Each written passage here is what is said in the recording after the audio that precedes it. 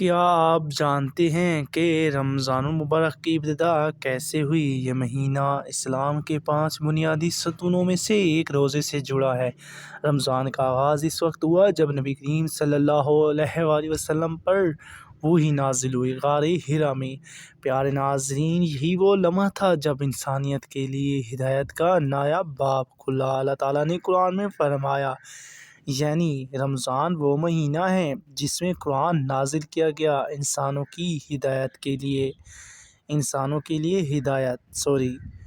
یہیں سے اس مقدس مہینے کی روحانی اہمیت شروع ہوتی ہے۔ روزے صرف بھوک یا پیاس سے بچنے کا نام نہیں، بلکہ تقویٰ، صبر اور قرب الہی حاصل کرنے کا ذریعہ ہے۔ اس مہینے میں آسمان کے دروازے کھول دیے جاتے ہیں، شیطان کو قید کر دیا جاتا ہے اور رحمت کی بارش امت محمد صلی اللہ علیہ وآلہ وسلم پر نازل ہوتی ہے۔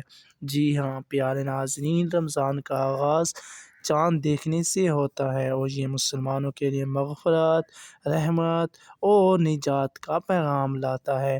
یہ وہ مہینہ ہے جو دلوں کو پاک کرتا ہے اور امت کو ایک روحانی سفر پر لے جاتا ہے۔